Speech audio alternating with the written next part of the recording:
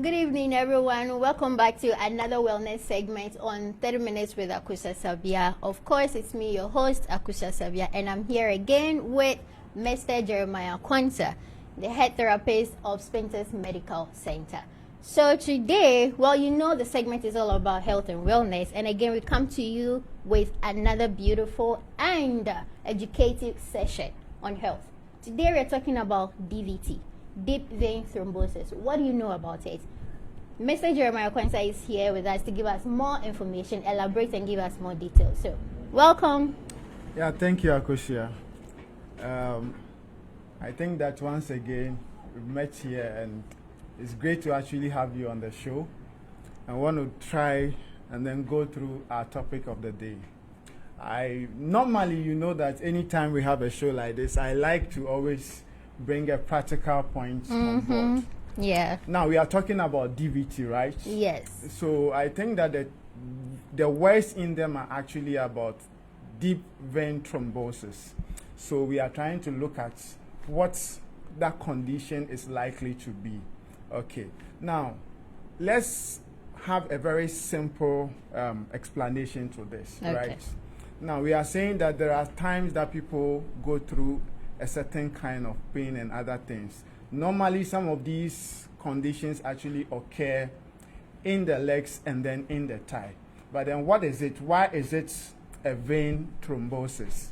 Okay, it means that there is a likelihood that once there is a distortion or halting of blood flow, there is the likelihood that there can be a blood clot in the veins. And so anytime there is a blood clot in the veins, you are likely to have what? And then let's say that once these blood clots breaks through, it flows to other parts of your body. It's like there is a tendency that it can also lead into other issues.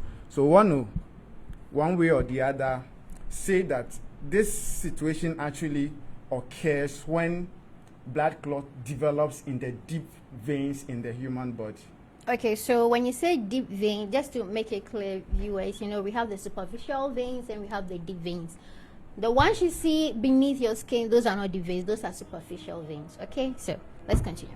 Yeah, so basically we might want to ask ourselves, what are some of the things that can actually lead to this situation? How it occurs. Right, Sure. yeah. So we are saying that there is the tendency of your blood flow being halted, okay, as a result of any likelihood of development in the vessels. So it could be that it could be, let's say, buildup of fats in the blood vessels, or certain underlying conditions that have the ability to halt the way blood flows in the system. So sorry, does it mean it's not necessarily blood clotted? Because if I understand you, you're saying accumulation of fats can also bring about DVT. Yes, because we are looking at anything that has the ability to hamper the way blood flows in the vessels. Okay. Or in the veins. So once that actually happens, it means that you are likely to experience. But then it's happening in which part of your body? Okay. Most of the time, it actually happens in the thigh and then in the legs. Sure. Okay, so I actually want to find out the major causes. I'm sure there are certain lifestyles that cause DVT. I mean deep vein thrombosis. Anytime you hear me say DVT, I mean deep vein thrombosis. We want to know the major causes. I'm sure there are lifestyle causes that bring about DVT, but I mean the major ones, if you can tell us about it. Normally, we are saying that one of the things that can actually lead to this complication is where a person becomes immobile for a long period of time. You understand? And so it means that there are cases where people go through surgery and then they become bedstrick for a while. It means that there is a tendency of you developing a deep vein thrombosis. Okay. Or there are issues like underlying health conditions that can also lead into some of what these issues. You can also be that probably you might have had a sport injury or the other that could lead to some of these problems.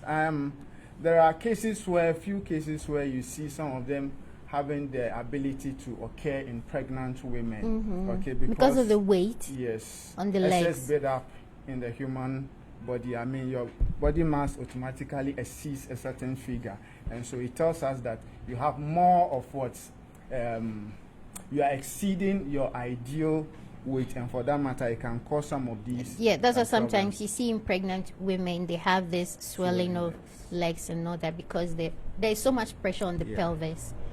Okay, so I want to know. Why do I keep saying I want to? We want to know. Sorry, viewers. Symptoms.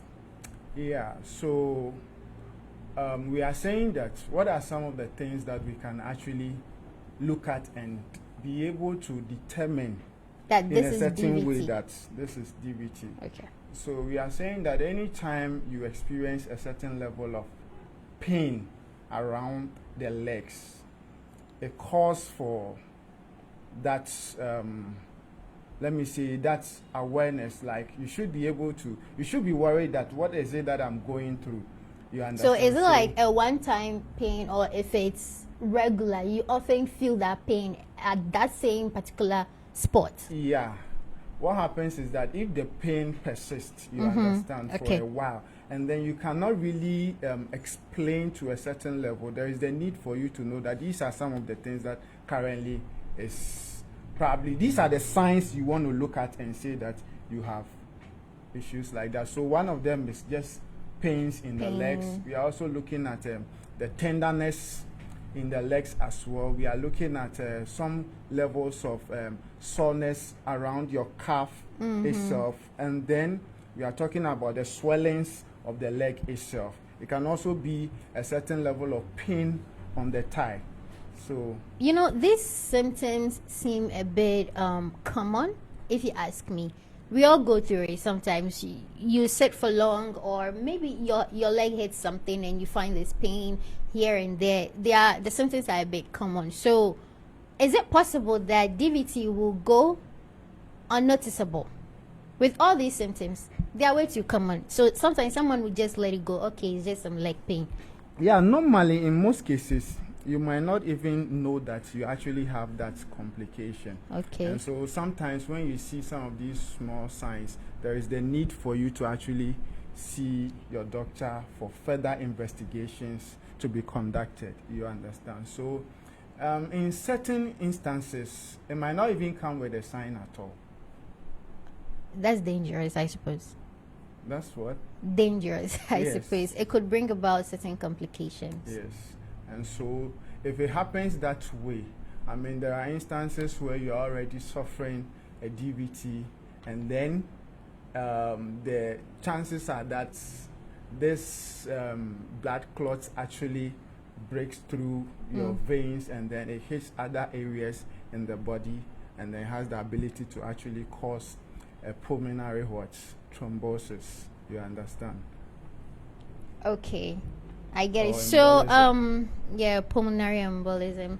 So guys, you had it. It's sometimes can go unnoticeable. That is why doctors always advise us to go for checkups. I will not say regular, but once in a while go for checkup, just so it can be noticed if it is there. Okay, so we want to know, is it hereditary? Okay, so basically DVT, deep vein thrombosis, comes about with blood clotting. And I know that there is a blood clotting disorder that runs within certain family. So is it possible that this can also bring about Yeah, DVT? it's likely. It can actually be inherited. You understand? Yes. Okay, so now let's talk about our regular environments, the regular things we do. Can you give us some instances or examples of normal regular people that are at risk of developing DVT?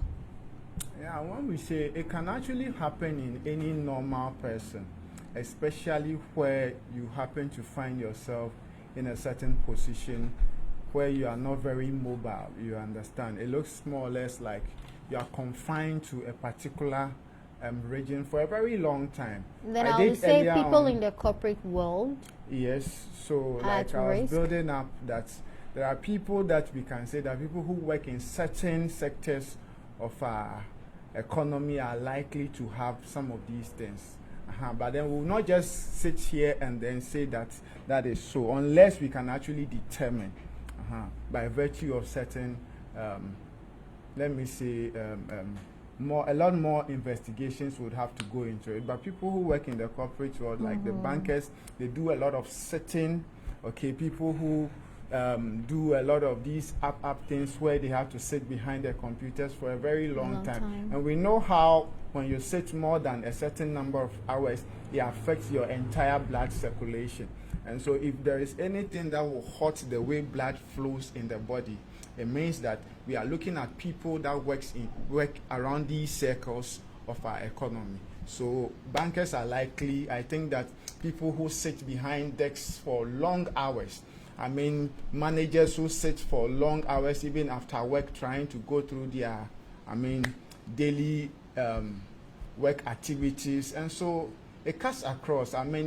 Sometimes when you are even traveling on a plane for a very long hour, you are likely to have it. I think somewhere last 2 months ago, I had a man who came from England and was complaining of swellingness in the legs. And we're trying to, go through his history and see whether there could be a reason. And he was like, there had been times that initially it was happening to her, but quite recently it has increased. And he said he has been traveling for more than 13 hours. So you can imagine that if there is this level of swellingness in the legs and the pain, we can also say that people that sit in planes for long hours are also people who are likely to experience DVT. And I mentioned people with blood clotting disorder also are liable to this illness. And also you talked about buildup of fats in the body. So somehow I think I'm eligible to say people with obesity are also liable to this disease, and people with high cholesterol as well. Okay, so when should a patient see a doctor?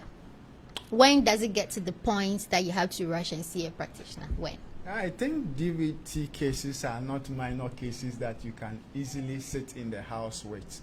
Okay, so anytime... Maybe, you realize you talked about, sorry, I didn't mean to cut you. You talked about very, very common symptoms, leg pain, the swellness and all that. Maybe there are other symptoms that will cause you to rush. Because if I have leg pain, obviously I'm not going to rush to the hospital because I have leg pain. Yeah. But probably if I have rapid breathing or something, chest pain, I will rush to the hospital. Yeah. So I want to know things like that. When should a patient see?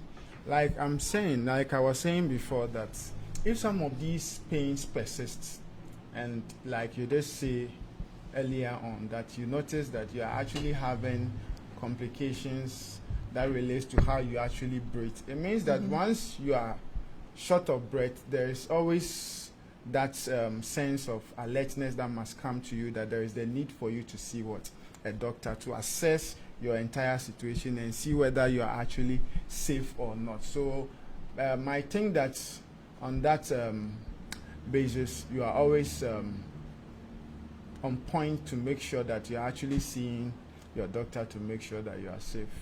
Okay, so the little I know about DVT, I believe there are some risk factors. You talked about obesity. I think age too counts.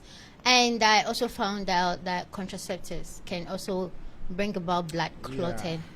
Yeah. And on contraceptive, I think that I've had a few discussions with people, especially ladies, and I've noticed that ladies with, ladies that take in lots of contraceptives are likely to have deep vein thrombosis, because I know somebody who actually has it, and normally anytime they have quote unquote unprotected so you know sex, the person has DVT due to too much intake of Yes, contraceptives. that's the point I'm building.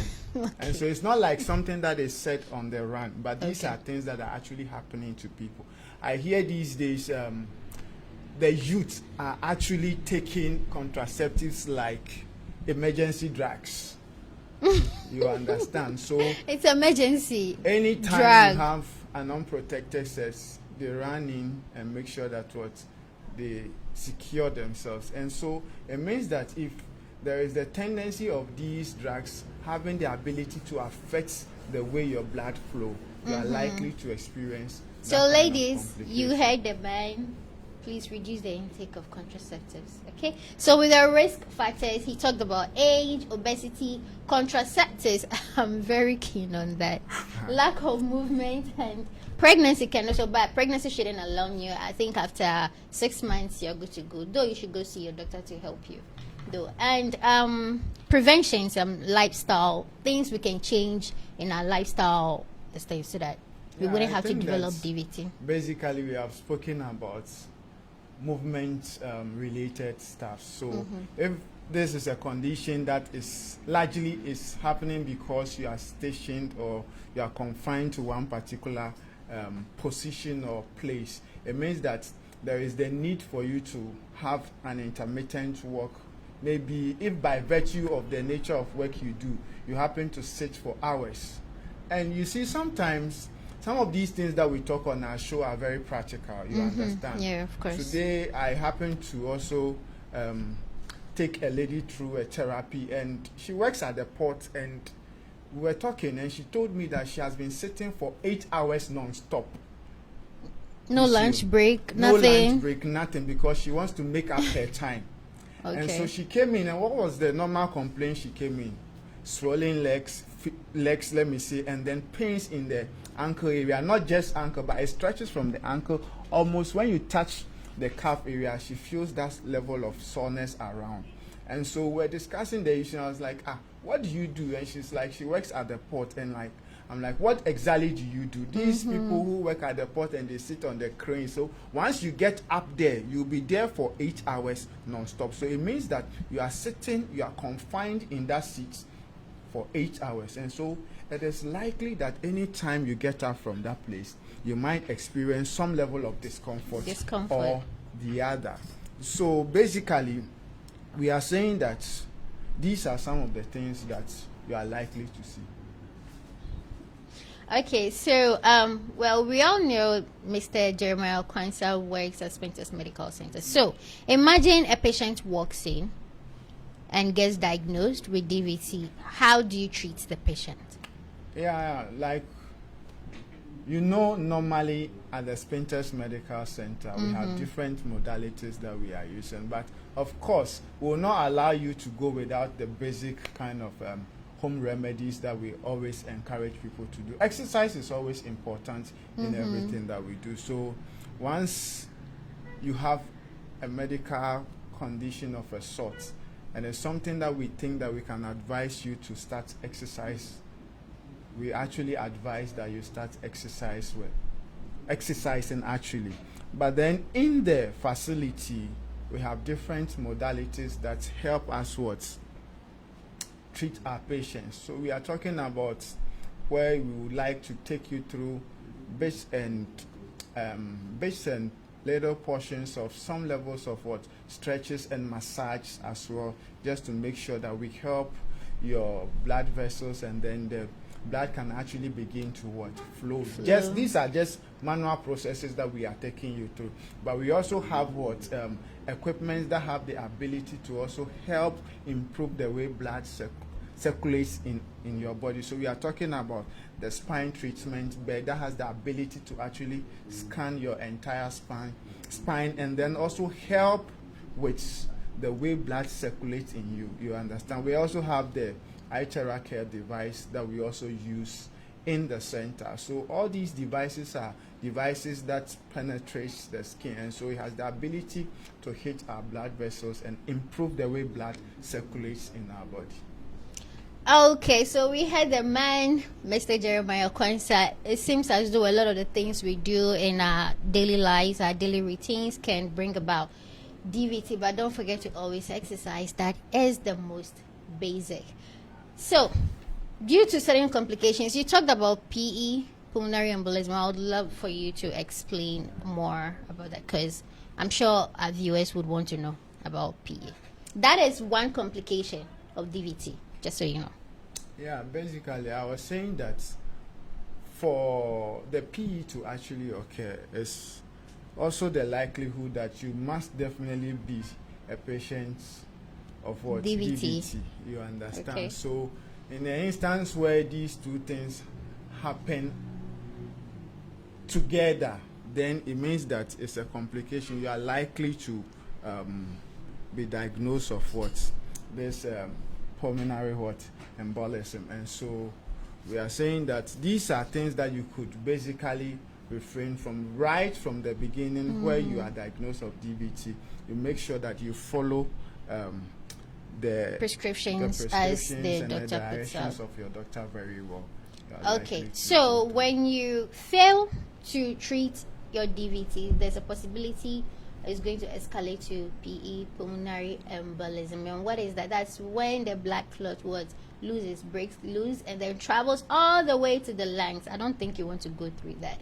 But anyway, our surroundings are not helping us. The foods we eat, fatty foods, acidic foods, all of that, our position in the office, they are just not helping. So all you have to do is eat healthy and exercise, my dear. If 3 or 4 times a week will be better, but just do it, please. Thank you so much, Mr. Jeremiah Quansah, for coming here with me on the show once again. I really, really appreciate it. And please, location, direction to Spintex Medical Center if anyone wants to. Yeah, visit you Spintex there. Medical Center is easy to actually locate. We are located on the Spintex Road, just right adjacent Glory Oil Filling Station, and our premises is Glorious Majesty House. So it's a blue and white story building. You can see SMC posts right there on the roadside. So it's very easy to locate us. When you are coming from Tema or you are coming from Accra, just locate Glory Oil Filling Station. We are just And next to it. Spintex Medical Center is right there. So that's it for today, viewers. 30 minutes with Akosua Asabea. Today we talked about DVT, deep vein thrombosis. With everything you had, please do not sit down and do nothing. At least you can start with one step, just an exercise, and eat right. Reduce the fatty foods. Thank you so much for joining us. It's me, your host Akosua Asabea, and I was here with Mr. Jeremiah Quansah. Thank you. Have a good evening. Bye bye.